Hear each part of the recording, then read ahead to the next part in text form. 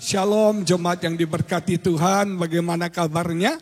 Puji Tuhan ya, kita bersyukur kalau hari ini kembali kita bisa beribadah secara onsite. Saya menyapa saudara yang mengikuti ibadah secara online. Saya percaya ada berkat Tuhan spesial buat saudara pada hari ini. Puji Tuhan saudaraku, sebelum saya berkhotbah saya mau cerita.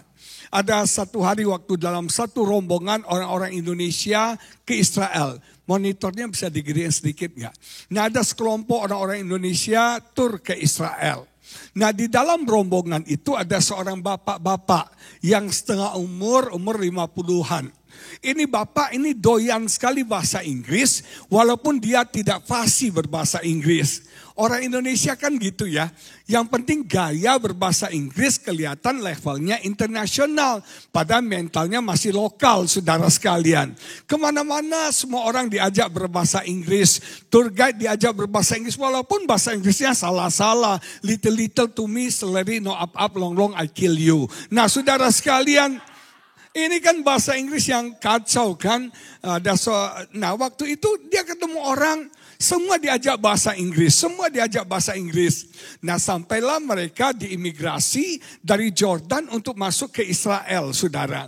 Nah dia pakai bahasa Inggris, padahal tour guide sudah beritakan kalau bisa jangan berbahasa Inggris. Biar tour guide yang jawab semua pertanyaan itu. Jadi kita nggak usah bego-bego bahasa Inggris, berbahasa Indonesia aja, biar tour guide yang jelaskan. Tapi bapak ini saking soknya, saking pengennya bahasa Inggris, ketika petugas imigrasi bertanya, apa tujuan kamu datang ke Israel? Kamu ini siapa? Dia mau bilang, I am a tourist, saudara sekalian. Dia lupa keselio ngomong, dia bilang, I am a terrorist, saudara sekalian. Terus orang imigrasi tanya lagi, apa kamu datang ke Israel mau ngapain? I am a terrorist, katanya saudara. Akibatnya apa? Itu dia ditahan, diperiksa, dan rombongan itu teraniaya sekian jam menunggu bapak itu selesai diperiksa, saudara. Waduh, tour guide-nya marah besar. Kamu mesti jawab turis, bukan teroris, saudara. Makanya itulah netizen plus 62 itu luar biasa. Memang orang Indonesia tiada duanya. Bahkan sampai di Philadelphia pun tiada duanya. Amin saudara sekalian. Nah pada hari ini saya mengajak kita membaca kitab Keluaran pasal yang ke-30. Ayat yang ke-22 sampai ayat yang ke-25 menulis demikian. Keluaran 30 ayat 22 sampai 25 menulis demikian. Berfirmanlah Tuhan kepada Musa. Ambillah rempah-rempah pilihan, mur, tetesan 500 sikal, mur. Dan kayu manis cinnamon yang harum setengah dari itu, yakni 250 sikal.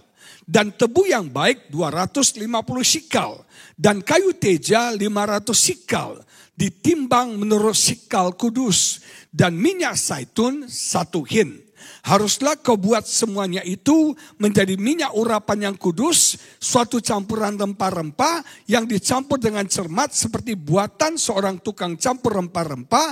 Itulah yang harus menjadi minyak urapan yang kudus. Nah saudara sekalian, di awal tahun 2022, Roh Kudus berbicara kuat kepada saya tentang urapan. Yesus diurapi Tuhan. Daud diurapi Tuhan, nabi-nabi diurapi Tuhan. Dan kita jemaat Tuhan, umat Tuhan di akhir zaman, kita harus mengalami dan menerima urapan Tuhan. Kita harus dipenuhi dengan urapan Tuhan. Hidup kita di hari-hari terakhir ini tidak mudah. Kita sedang ada di hari yang jahat, kita ada di hari yang najis, kita ada di hari yang begitu berat saudara sekalian. Nah untuk itu saya merasa sebagai orang percaya kita butuh urapan Tuhan dalam hidup kita. Tadi dalam ibadah pertama saya sudah jelaskan apa itu urapan. Urapan adalah kelengkapan yang Tuhan berikan kepada kita untuk kita melakukan kehendak Tuhan. Untuk kita memenuhi panggilan Tuhan dalam hidup kita. When God call you to do something, He will equip you with anointing. Ketika Tuhan memanggil saudara dan saya untuk melakukan sesuatu, maka Dia akan memperlengkapi kita dengan urapan. Panggilan setiap kita berbeda-beda. Ada yang panggilannya itu saudara sebagai pendoa. Nah, Tuhan ingin memperlengkapi kita sebagai seorang pendoa dengan urapan yang dahsyat. Sehingga doa-doa kita jadi powerful. Doa-doa kita jadi manjur, jadi mujarab, saudara sekalian. Mungkin kita dipanggil ada dalam satu medan pertempuran, dalam satu battlefield, peperangan secara rohani. Yang hebatnya Tuhan tidak membiarkan kita mati konyol, saudara. Karena lawan kita bukan darah dan daging. Lawan kita bukan bos kita di kantor, lawan kita bukan suami kita, bukan mertua kita, bukan orang-orang di sekitar kita. Tapi lawan kita adalah roh-roh jahat di udara. Nah, saudara, hal yang rohani harus dikerjakan secara rohani. Hal yang duniawi harus dikerjakan secara duniawi. Kalau Anda bertanya misalnya, Pak mau makan apa? Saya nggak bisa jawab secara rohani. Saya berdoa dulu Bu Indah. Shikalabalabalabalabalaba. Saya harus makan apa siang ini? Betul nggak? Nggak perlu. Anda pilih aja mau makan di mana. Mau Chinese food, mau Vietnam food, mau Indonesian food. Anda tinggal pilih, saudara. Hal yang duniawi dikerjakan secara duniawi. Tapi banyak orang Kristen terbalik-balik. Saya kenal seorang ibu. Dia kalau mau masak apa selalu tanya Roh Kudus. Dia bangun pagi, Roh Kudus, aku harus masak apa nih? Aku harus persiapkan apa? Roh Kudus jawab, kamu pergi ke pasar, kamu beli bumbu-bumbu, kamu masak, saudara. Itu gak usah tanya Roh Kudus. Saya juga bisa jawab, saudara sekalian. Nah, hal yang rohani harus dikerjakan secara rohani. Peperangan kita secara rohani ini spiritual. Nah, kita harus melakukan peperangan secara spiritual. Kita nggak bisa melakukan peperangan secara duniawi dengan kekuatan kita. Kita butuh urapan Tuhan. Satu hari beberapa tahun yang lalu, istri saya merasa tertekan. Perhatikan ya, iblis bekerja dengan 3 cara. Yang pertama, opres kita, menekan kita. Yang kedua, mengobses hidup kita, mempengaruhi hidup kita. Yang ketiga, baru dia poses hidup kita. Opres, obses, dan poses hidup kita. Nah, ini yang namanya kerasukan. Dikuasai oleh setan, tidak bisa lepas. Nah, Bapak Ibu Saudara sekalian, istri saya ditekan oleh roh jahat. Dia kehilangan sukacita, mukanya bimoli, bibir monyong 5 cm, mukanya sedih, nggak bisa happy, nggak bisa senang. Dia merasa sesak nafas, dia merasa tertekan sekali. Akhirnya saya bawa dia ke dokter, kita periksa, kita check up. Dan menurut medis semuanya baik, semuanya oke. Nah, waktu saya tahu semua oke, tapi dia merasa dia tertekan, dokter sudah periksa jantung, paru-paru semua baik, saudara. Nah, saya sadar ini peperangan rohani. Iblis sedang mengopres, menekan istri saya. Jadi kita melakukan peperangan secara rohani. Kita percaya urapan Tuhan menyertai kita. Kita berdoa, kita minta urapan Tuhan. Dan luar biasa, saudara. Istri saya dilepaskan, tekanannya hilang, dan dia bisa bersuka cita dan tidak pernah kambuh lagi sampai hari ini. Nah, saudara sekalian, dalam peperangan secara rohani mungkin. Dalam bisnismu kau sedang mengalami peperangan secara rohani. Dalam pekerjaanmu kau sedang mengalami peperangan secara rohani. Dalam rumah tanggamu kau sedang mengalami peperangan secara rohani. Tidak semua penyakit dari virus, saudara. Tidak semua penyakit karena masalah kesehatan. Tapi kadang-kadang iblis membuat kau sakit. Iblis membuat kau lemah. Iblis melumpuhkan hidup setiap saudara. Nah, kita harus perang secara rohani. Kita harus lawan secara rohani. Saya punya teman, saudara, pendoa syafaat. Suaminya selingkuh, saudara. Jangan pikir ya, orang berdoa tidak punya masalah. Jangan pikir orang pendoa yang koneksi dengan surga tidak punya masalah dalam hidupnya. Suaminya selingkuh, dia shock banget. Dia kaget, dia kecewa banget. Kenapa saya berdoa, saya dekat sama Tuhan. Suami saya bisa selingkuh, saudara. Dia putus asa, dia down, dia patah semangat. Waktu saya ketemu sama dia, saya bilang, kamu jangan kalah. Kamu jangan kalah. Kamu harus menangkan suami kamu kembali. Kamu harus bawa suami kamu kembali ke rumah. Jangan izinkan suami kamu sama kuntilanak itu. Kamu harus rebut suami kamu. Banyak kuntilanak ya. Sudah tahu orang udah punya bini, udah punya istri, diembat juga, saudara ya.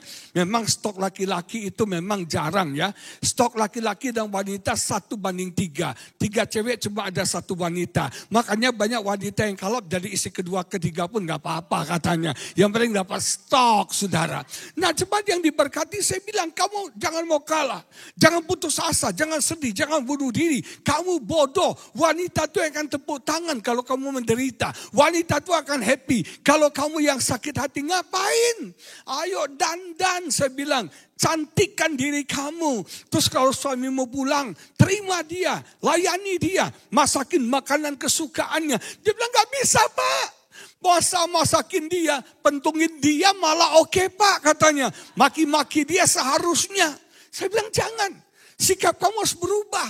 Kamu harus tegar, kamu harus kuat. Kasih tunjuk kepada selingkuhan suami kamu. Kamu lebih cantik, kamu lebih kuat. Kamu tidak down, kamu tidak putus asa. Dan akhirnya dia lakukan peperangan serohani. Berperang serohani. Dan luar biasa saudara tahu, suaminya itu gak bahagia dengan selingkuhannya. Suaminya gak happy dengan selingkuhannya. Dia menderita sekali. Beberapa kali dia ingin balik ke istrinya. Udah sampai di rumah nih, mau balik. Akhirnya dia kangen sama cewek itu. Dan akhirnya balik lagi saudara. Dan satu hal yang luar biasa, selingkuhannya gak lebih cantik dari istrinya. Bahkan lebih tua dari istrinya. Memang orang kalau sudah ada roh jahat ya, itu kambing pun dipupurin, dibedakin juga cantik saudara. Nah jemaat yang diberkati Tuhan, dia beberapa kali ingin balik ke istrinya, tapi gak bisa. Gak bisa, kenapa? Ada roh jahat yang mengikat.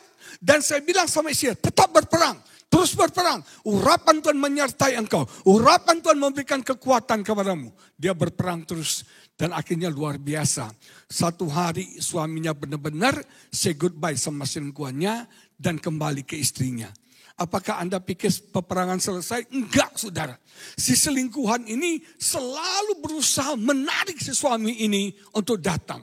Dan semakin keras tarikannya, ibu ini semakin berdoa. Semakin berdoa, semakin berdoa. Dan luar biasa, akhirnya kemenangan total dialami. Suaminya balik ke rumah dan dipulihkan. Jemaat yang diberkati Tuhan, apapun panggilan Tuhan dalam hidup kita, Tuhan pasti mengurapi setiap kita. Anda punya panggilan pelayanan. Tuhan akan memberkati setiap kita, mengurapi kita dalam pelayanan kita, memberikan kesanggupan. Saya setiap kali pelayanan saya berkata, Roh Kudus urapi saya. Roh Kudus sertai saya. Roh Kudus tolong saya. Dan saudara sekalian, apapun panggilan Anda sebagai ibu rumah tangga, kita butuh urapan Tuhan. Kenapa? Jadi ibu rumah tangga di Amerika itu tidak gampang. Multifungsi, multitasking. Makanya saya salut sama ibu-ibu. Ibu-ibu ini luar biasa. Bisa kerja di pabrik. Pulang dari pabrik masak buat suami. Pulang dari pabrik bisa ngajarin anaknya sekolah. Pulang dari pabrik bisa lakukan ini itu. Saya pernah istri saya tantang. Gimana? Kamu jadi cewek, saya jadi cowok. Saya bilang gak mau. Jadi cewek itu berat banget saudara sekalian. Jadi istri itu berat banget. Bulan Februari kemarin istri saya positif COVID. Positif Omikron saudara. Nah waktu itu begitu saya tes dia stripnya 2. Dia positif. Langsung kami pisah kamar. Kami pisah ranjang. Jangan masuk gosip ya saudara ya. Langsung pisah ranjang, pisah kamar. Jadi kita main kucing-kucingan. Dia keluar ke ruang tamu, saya masuk ke kamar depan. Dia masuk kamar, baru saya keluar saudara. Kayak orang benci tapi rindu gitu loh ya. Nah saudara, istri saya larang untuk menyentuh apapun di rumah. Tidak boleh menyentuh, karena saya negatif, dia positif saudara. Saya gak mau tertular dong, walaupun kita suami istri, nasib kita berbeda saudara. Saya negatif, dia positif. Nah, dia bilang kamu jangan dekat-dekat saya, karena saya gak mau kamu kena juga. Iyalah siapa yang juga mau kena saudara. Nah akhirnya kita pisah kamar, pisah semua. Jadi saya nyiapin semuanya. Dia gak boleh pegang microwave, gak boleh cuci piring, saya yang kerjain semua. Nah istri saya ini mungkin kesempatan juga saudara, buat ngerjain suami. Manjanya minta ampun. Setiap menit tolong ambilin ini, ambilin itu, ambilin ini, ambilin itu. Ini kesempatan ngerjain suami kan. Ambil rewel banget saudara. Nah sebagai suami yang baik saya ambil ini. Baru saya ambil ini, saya taruh di meja di dekat kamar. Ambil ini, ambil lagi ini. Saya bilang tadi kenapa lu bilang A, I, U, E, O langsung gua ambil. Kenapa mesti satu-satu diambil? Akhirnya capek saudara, capek banget. Malam saya telepon dia. Saya bilang, Ling, ini hari paling capek dalam hidup gua. Capek banget. Lu ngerjain juga ya, saya bilang gitu. Lu ngerjain gua. Dia bilang gitu, baru tahu lo. Gimana sulitnya jadi istri. Repotnya jadi istri. Nah itu yang gua lakukan tiap hari sama lo katanya. Oh yo, di situ saya sadar. Ternyata jadi istri itu gak gampang ya. Makanya suami-suami jangan jahitin istri lah ya. Sayangi istrimu. Perhatiin istrimu. Amin. Kok suami-suami gak ada yang amin sih? Kita berikan tepuk tangan dong buat para istri-istri. Istri itu harus dihargai. Istri itu jangan disakiti. Istri itu harus disayang. Memang jujur ya. Mengerti wanita itu tidak mudah.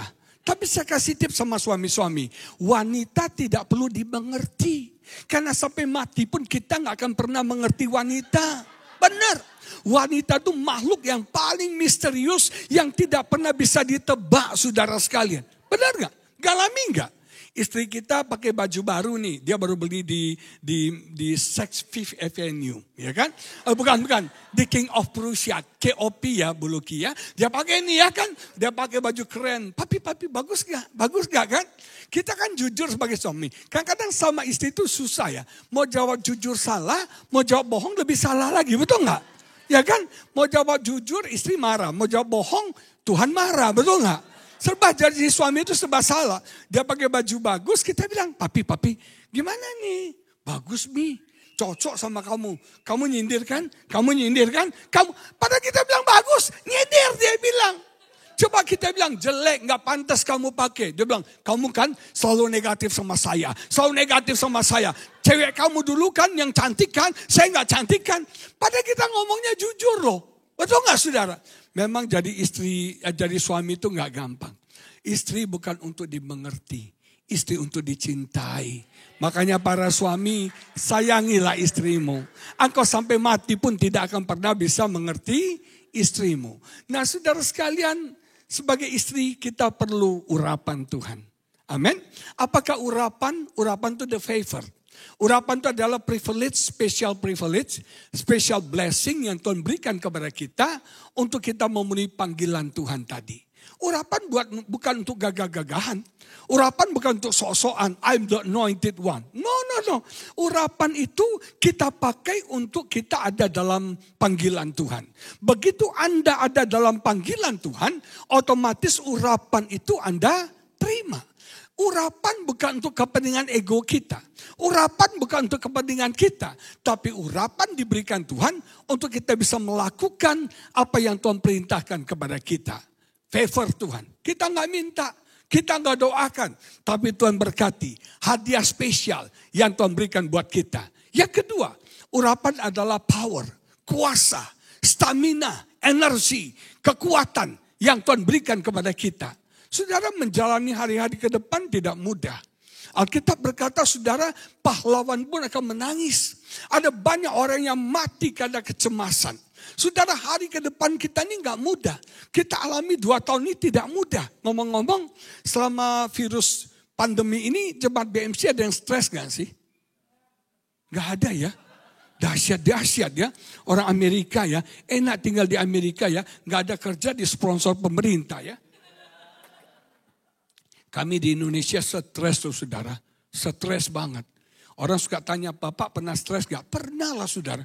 Bayangkan gereja tutup semua. Ini virus COVID ini serius loh. Serius banget.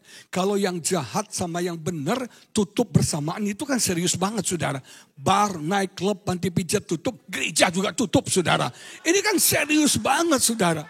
Serius banget. Nah selama 3 bulan itu saya gak ada pelayanan. Gereja tutup semua. Kita di rumah kayak orang haya saudara ya.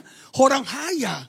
Kita makan tidur sudah. Tiap hari nonton berita 10 orang, 100 orang, 300 orang. Tambah stres saudara sekalian.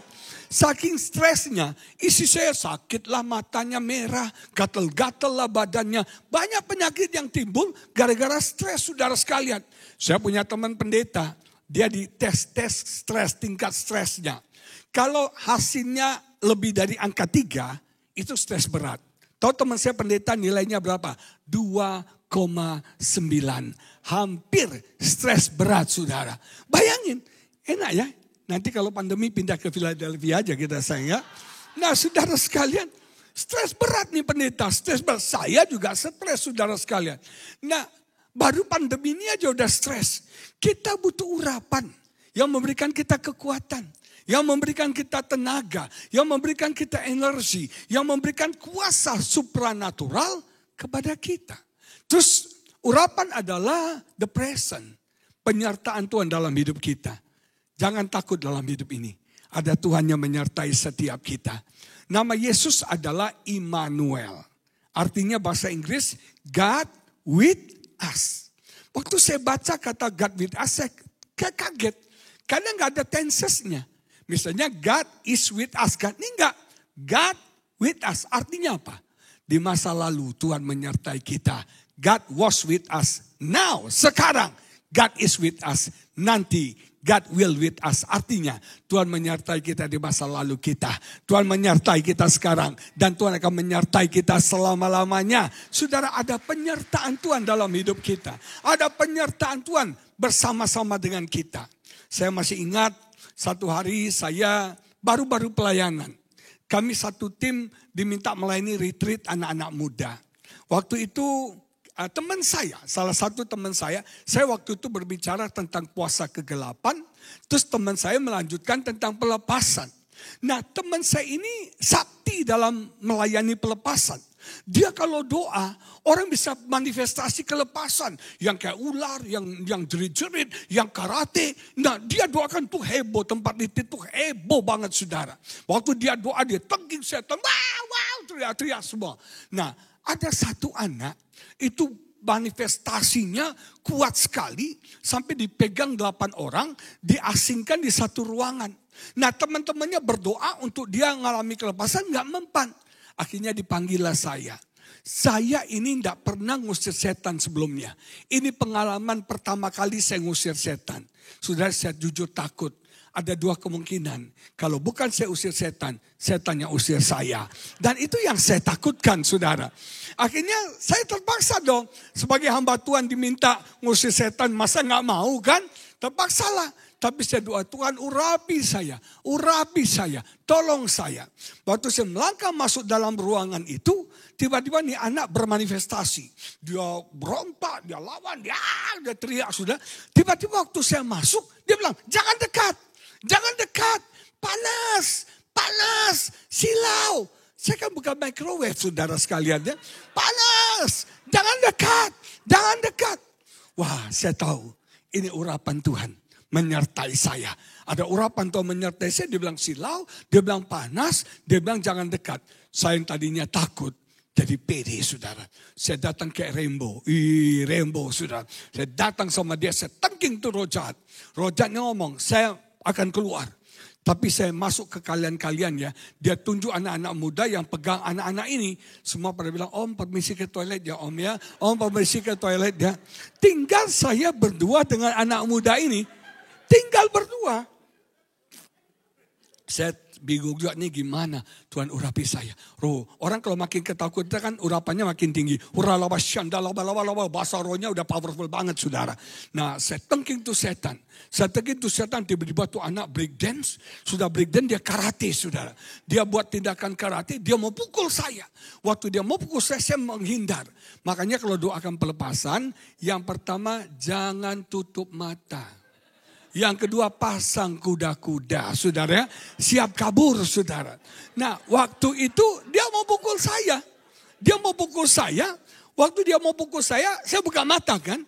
Saya menghindar. Jadi dia pukul itu kena, kalau Anda tahu ada sekolah kursi ya. Kursi kan sekolah kan ada meja, ada tatakannya tuh dari kayu. Dia pukul kena tatakan kayu itu. Pecah saudara. Pecah itu tatakan. Pecah. Kuat sekali tenaganya. Pecah. Saya bilang, aduh untung gak. Kalau enggak leher gue yang pecah gitu kan. Nah saudara, akhirnya saya tengking. Dia tiba-tiba nyanyi lagu El Condor Pasa. Terus setelah dia tengking. Dia lepas, dia lega, dia terduduk lemes. Saya tanya, apa yang kamu rasakan? Lega banget Om. Aduh sukacita banget. Enteng Om. Terus saya bilang, Kenapa tadi kamu bilang panas, panas, panas. Silau, silau, silau. Saya bilang, jangan dekat. Iya, waktu om masuk itu ya terang sekali. Waktu om masuk itu ya silau, panas banget. Itulah urapan Tuhan yang menyertai saya. Dan percayalah, ada urapan Tuhan yang menyertai setiap kita dimanapun kita berada. Amin, saudara sekalian. Nah, urapan adalah skill, ability, kemampuan, keahlian yang Roh Kudus berikan untuk kita melakukan kehendak Tuhan dalam hidup kita. Apapun panggilan Tuhan dalam hidup Anda, percaya. Tuhan memberikan kita kekuatan, Tuhan memberikan kita kesanggupan, Tuhan memberikan keahlian kepada kita. Saudara sekalian, di awal pandemi, dari Maret sampai Mei kami nganggur. Untuk menutupi kekosongan waktu, kita jualan. Kita jual ayam kuning, saudara, orang Jakarta tahu ya. Ayam kuning, saudara. Kita jual ayam kuning, teman saya punya supply. Dia bilang, Bapak mau nggak? Oh iya. Dan sekali order bisa 100 ekor, saudara. Ternyata ada bakat dagang juga ya, saudara sekalian. 100 ekor laku, kita jual siomay. Saya jual sepeda lipat, saudara. Itu untungnya banyak banget, saudara sekalian. Nah, saudara, saya jualan banyak. Terus saya bilang sama Tuhan, Tuhan, kalau kayak gini lama-lama saya jadi bisnismen deh. Gak jadi pendeta saya kayak gini. Tuhan, apa yang harus saya lakukan? Waktu itu kan di Jakarta, di Indonesia, marak itu bisnis online. Jadi ibu-ibu masak, dia jual online. Saya bilang sama Tuhan, aduh kami gak sanggup bisnis online Tuhan.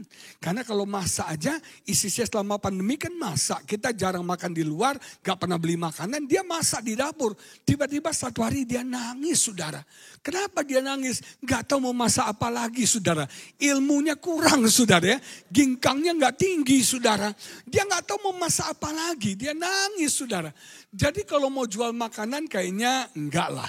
Karena makanan istri saya yang tahu cuma saya dan Tuhan saja. Dan saya tidak izinkan orang lain tahu, saudara sekalian. Nah, jemaat yang diberkati, saya tanya Tuhan, saya mesti gimana? Tuhan bilang khotbah. Saya bilang gimana khotbah Tuhan? Gereja tutup semua. Tuhan bilang online. Oh iya, YouTube. Nah, kami ini orang yang gak ngerti YouTube itu. Kami gak ngerti media sosial. Saya orang yang tidak suka media sosial. Karena bagi saya media sosial itu dunia tipu-tipu. Dunia drama. Apa yang Anda lihat di media sosial itu gak aslinya. Saya sebut dengan illusion of perfection. Ilusi kesempurnaan. Anda lihat saya sama istri saya di Instagram. Follow Instagram saya ya. Agus Lutan, saudara ya. Nah, di Instagram kami itu romantis mesra. Seringkali kenyataannya gak seperti itu, saudara. Betul nggak? Apa yang Anda lihat tuh keren. Semua itu karena beauty plus, saudara. Karena diedit, saudara. Karena baju endorse, saudara sekalian ya. Nah, aslinya nggak seperti itu. Waktu ada pengacara di Indonesia terkenal. Yang selama ini romantis, harmonis, kesannya kompak. Ternyata cerai kan. Menggugat cerai. Itu kan heboh dunia media sosial. Kenapa? Orang yang dipikir keren, romantis, harmonis, ternyata aslinya nggak seperti itu. Nah, saudara sekalian, kita nggak ngerti dunia YouTube, tapi Tuhan berikan skill. Tuhan berikan ability kepada istri saya untuk tiba-tiba bisa mengerti video, bisa ngerti syuting, bisa ngerti edit, bisa ngerti suara, bisa ngerti semua. Dan saya selalu punya istri yang luar biasa. I love you, I love you, I love you. Saudara, istri saya benar-benar berjuang untuk YouTube saya. Satu hari kami rekaman. Diminta oleh satu gereja untuk khotbah online. Saya rekam, dia syuting, saya khotbah. Setelah saya khotbah 40 menit, selesai dia bilang, haleluya, selesai. Tapi saya bilang sama istri saya, sorry ya, saya gak puas sama khotbah tadi. Kayaknya itu belum yang terbaik buat saya. Kita ulang lagi yuk. Aduh, saya capek, ulang lagi deh. Dia sangat cinta Tuhan, dia mau diulang lagi. Ulang saya khotbah, saudara sekalian, hello, shalom, khotbahnya semangat. Saya bilang, ini yang terbaik. Ini yang kita kirim nanti. Oke, mana memory card-nya? Udah saya semangat, dia udah nungguin syuting saya. Kita masukin memory card di laptop. Ternyata gambarnya ada, suaranya nggak ada, saudara. Lupa kepencet, saudara. Lupa kepencet. Itu dua-dua kami nangis tuh, saudara. Aduh, mau salahin siapa? Betul nggak? Salahkan saja rumput yang bergoyang, saudara. Mau salahkan istri pasti ribut, pasti bertengkar. Emang gue budak lo, gue kacau lo, ganti orang. Ya kan? Aduh, nangis, saudara. Lemes rasanya. Tapi Tuhan kasih skill. Tuhan kasih ability. Kalau YouTube saya bisa ada sampai hari ini. Itu karena usaha kerja keras istri saya. Ability yang Roh Kudus berikan. Benar. Carilah istri yang bisa menolong seperti istri saya. Bukannya merongrong dan menggonggong, saudara. Nah, itu urapan. Nah, saya mau khotbah. Bagaimana urapan itu semakin berlimpah-limpah dalam hidup kita. Bagaimana urapan itu semakin penuh dalam hidup kita. Siapa mau diurapi dan semakin dan terus diurapi dan diurapi, saudara. Nah, rahasianya dalam ayat yang kita baca. Tuhan kasih resep kepada Musa. Secretnya ada 5 hal. 5 bumbu yang Tuhan minta. Yang pertama mur. Yang kedua apa? Kayu manis. Yang ketiga apa, saudara sekalian? Yang ketiga adalah Alkitab katakan, apa saudara? Yang ketiga, apa lagi tadi ya? Sebentar. Yang ketiga itu tebu. Yang keempat kayu teja. Yang kelima adalah minyak zaitun. Betul bahannya itu kan? Mur, cinnamon, kayu manis, tebu, kayu teja, dan apa saudara? Minyak zaitun. Nah, kita mau bahas satu-satu nih. Kalau sempat. Yang pertama mur. Apa maksudnya mur? Pernah tahu mur? Masih ingat? Waktu Yesus lahir, orang Majus bawa hadiah. Emas, kemenyan, dan mur. Apa artinya mur? Mur itu, saudara, rasanya pahit, tapi harum, saudara. Itu mur. Dia rasanya pahit, tapi harum. Nah, mur itu adalah lambang daripada kematian. Lambang daripada kematian. Kalau Anda ingin urapan Tuhan semakin bertambah-tambah, kalau Anda ingin urapan Tuhan semakin dahsyat dalam hidup kita, ada hal yang harus mati dalam hidup kita. Ada hal yang harus mati. Yang pertama yang harus mati adalah ego kita. Apa Bapak Ibu? Ego kita. Mari kita baca. Galatia 2:19b. Menulis demikian. Galatia 2:19b menulis begini. Aku telah disalibkan dengan Kristus. Siapa yang disalibkan dengan Kristus? Halo? Ini gara-gara Omikron kepada diam semua ya. Siapa yang disalibkan? Aku. Aku telah disalibkan. Dengan Kristus artinya egonya kita harus disalibkan. Saya katakan tadi, urapan itu for God purpose. Untuk tujuan Tuhan. For a special purpose for the kingdom of God. Bukan untuk kepentingan kita. Urapan itu bukan supaya saya semakin kaya. Bukan supaya saya semakin terkenal. Bukan supaya saya semakin hebat. Tapi urapan itu untuk kemuliaan bagi nama Tuhan. Untuk jadi berkat bagi orang lain. Jadi saudara sekalian, Tuhan gak bisa memakai dan mengurapi orang yang egois, saudara. Egonya harus dimatikan. Egonya harus dikalahkan. Tapi sayang. Manusia di akhir zaman, manusia yang narsistik, manusia yang sangat egois, yang mementingkan dirinya, manusia yang sangat egosentris. Kalau ini selfie, gak ada urusan sama gue masa bodoh. Kalau ini gak ada keuntungan buat gue, lo jangan ikut-ikutin gue deh. Jadi semuanya cari kepentingan, semuanya ada maksudnya, semuanya ada maunya, saudara sekalian.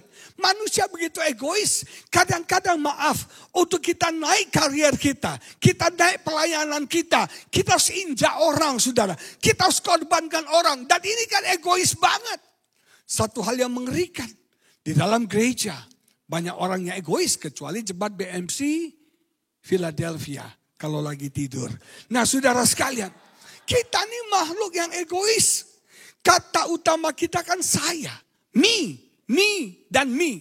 Saya baca satu artikel, Anda tahu, dalam satu hari orang selfie itu 8 juta kali. Sehari 8 juta kali orang selfie. Kemarin saya diajak ke KOP, saudara. Di KOP ada tempat apa? Selfie world ya. Bukan selfie misa ya, tapi selfie world ya. Untuk orang selfie. Memuaskan ego orang untuk selfie. Karena orang itu semua mementingkan dirinya, masa bodoh sama yang lain. Yang penting gua happy, gua kenyang. Yang penting gua suka. Yang lain masa bodoh, gua gak pernah mikirin orang. Kita di negara modern, di kota-kota modern, orang jadi egois, masa bodoh tentang orang lain. Tuhan akan urapi orang-orang yang sudah menyalipkan egonya, menyalipkan self-service-nya. Hanya untuk kepentingan dirinya, mempromosikan dirinya. Orang kan sekarang terkena branding diri kita, promosikan diri kita. Maaf ya, sekarang banyak orang khotbahnya saya. Gak ada Yesusnya lagi, gak ada Tuhannya lagi. Yang dipromosikan dirinya, yang dipromosikan kehebatan dia, yang dipromosikan berkat Tuhan dalam hidupnya. Dia gak pernah beritakan tentang Yesus, tidak pernah meninggikan Yesus. Semua egonya. Betul gak saudara? Orang kalau mau diurapi Tuhan, semakin bertambah-tambah, egonya harus mati.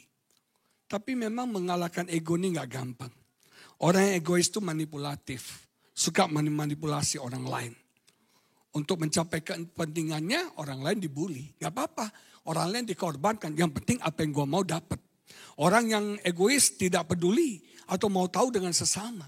Doanya Tuhan berkati saya, berkati rumah tangga saya, keluarga saya, anak saya. Yang lain mau mati, mau hidup, masa bodoh. Yang penting gue kenyang, yang penting gue selamat. Orang yang egois selalu mau diutamakan. Nomor 1, VIP saudara. Selalu harus dia nomor 1, dihargai, dihormati. Orang lain gak dihargai gak apa-apa. Orang yang egois selalu menyalahkan orang lain. Pembenaran dirinya tinggi. Yang salah selalu orang, dia gak pernah salah. Bagi orang egois ya, kritik yang membangun adalah kalau Anda mengkritik saya, bagi orang egois, kritik yang membangun adalah kalau saudara dia mengkritik orang gak boleh kritik dia. Nah jemaat yang diberkati, orang egois itu posesif. Mau menguasai, mengontrol orang lain sesuai dengan keinginannya. Saya baca satu cerita bagus banget. Saya pernah cerita mungkin beberapa tahun lalu, tapi saya mau cerita. Ada sekelompok anak-anak bala keselamatan. Mereka dari Vancouver mau ke London, ada konferensi. Mereka naik satu kapal besar, kapal yang luar biasa. Ini setelah Titanic tenggelam. Nah mereka di kapal itu ada 1,000-an orang. Ada artis, ada penyanyi, ada bintang film, semua kumpul di kapal itu. Dalam perjalanan dari Vancouver mau ke London. Di tengah perjalanan kapal mereka tenggelam. Saudara sekalian, anak-anak bala keselamatan ini tidurnya dekat dengan pelampung. Jadi mereka ada 50-an orang berhasil mengambil pelampung. Semua kapal tenggelam, semua orang terombang-ambing di tengah laut. Apa yang terjadi? Setelah semuanya bisa dievakuasi, yang selamat itu cuma sekitar 50-an orang. Yang selamat. Terus ditanya, ini anak bala keselamatan mana? Kok mereka satu pun tidak ada yang hidup? Padahal mereka anak-anak muda yang biasanya kuat berjuang di tengah-tengah keadaan seperti ini. Ternyata waktu ditanya kepada orang-orang yang selamat, mereka semua menangis. Mereka ceritakan pengalaman mereka antara mati dan hidup. Sementara mereka terkatung-katung di tengah laut, mereka cerita. Anak-anak muda datang kepada mereka. Dan mereka mengenakan pelampung. Terus mereka membuka pelampungnya dan menyerahkan kepada orang itu. Sebelumnya dia tanya, kamu kenal Tuhan gak?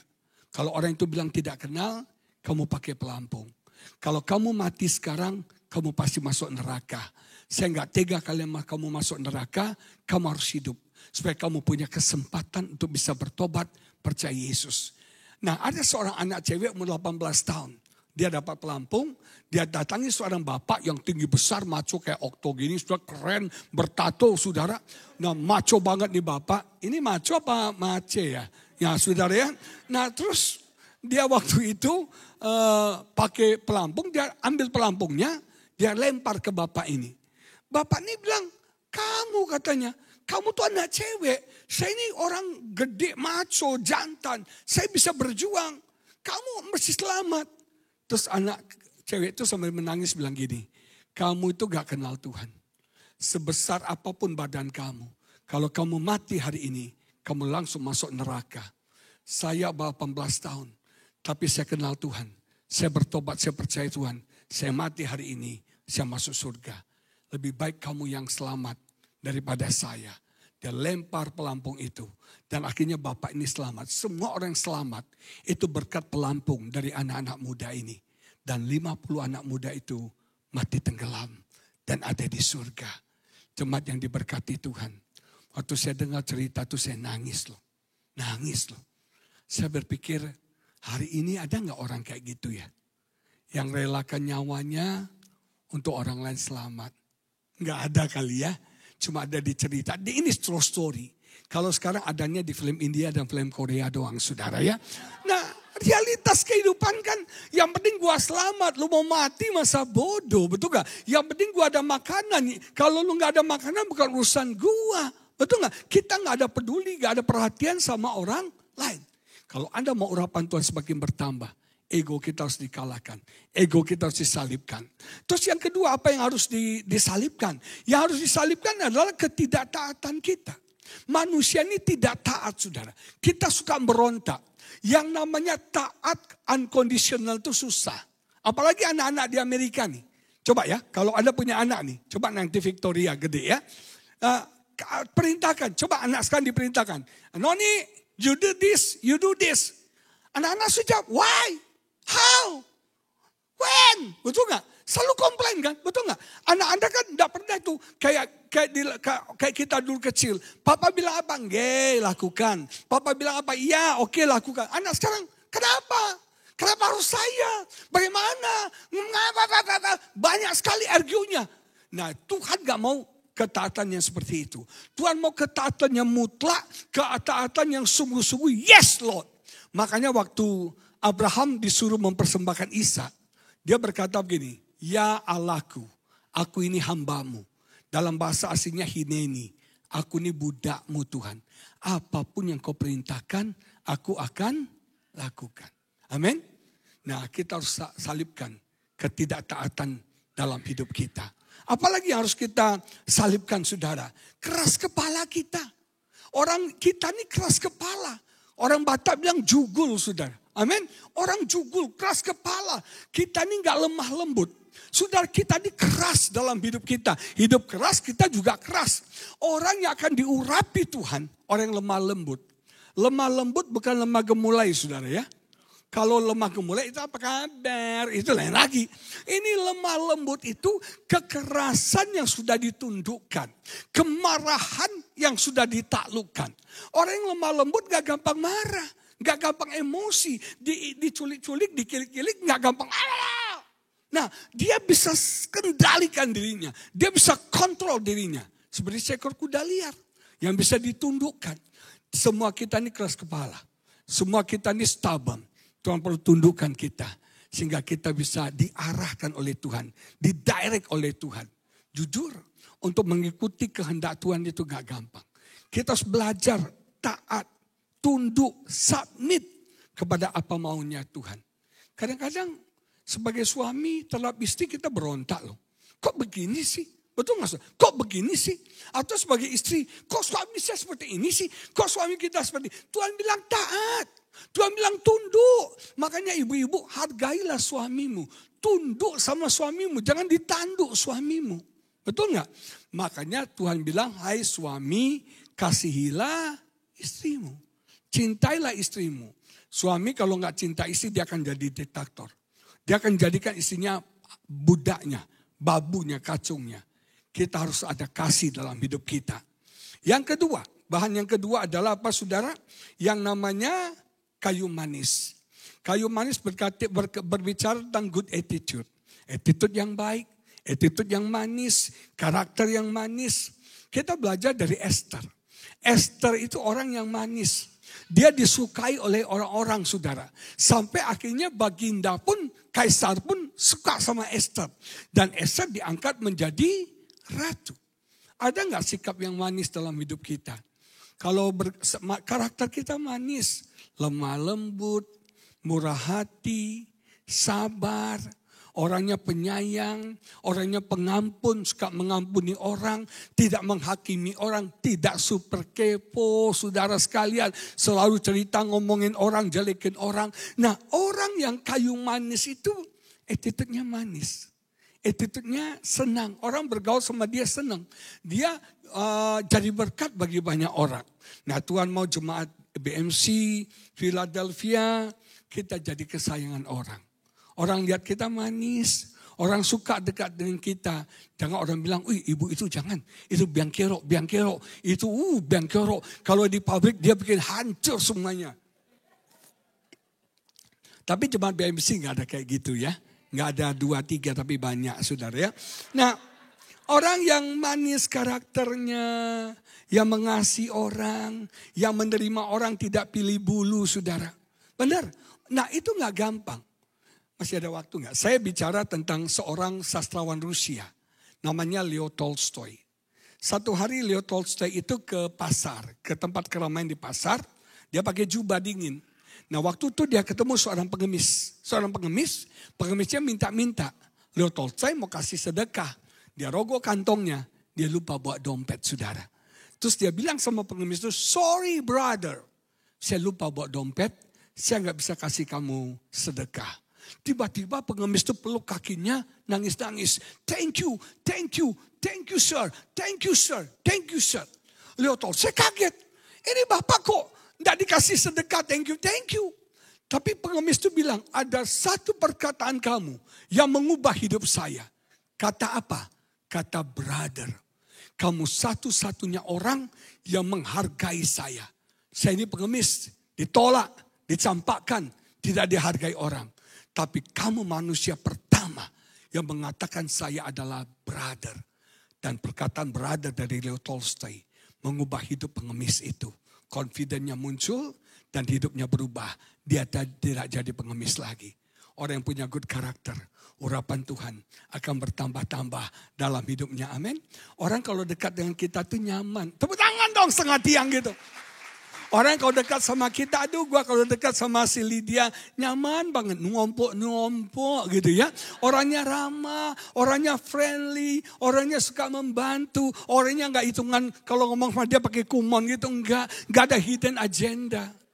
Itu orang yang good karakter. Urapan Tuhan akan semakin bertambah-tambah. Masih ada waktu Bu Indah? Udah habis, puji Tuhan. Saudara, nanti ikuti khotbah selanjutnya di YouTube channel Agus Sultan Official minggu depan, saudara sekalian ya. Di situ saya berbicara lengkap. Ada tebu, ada kayu teja, dan ada yang namanya minyak zaitun. Kita lanjutkan di YouTube channel Agus Sultan Official. Amin.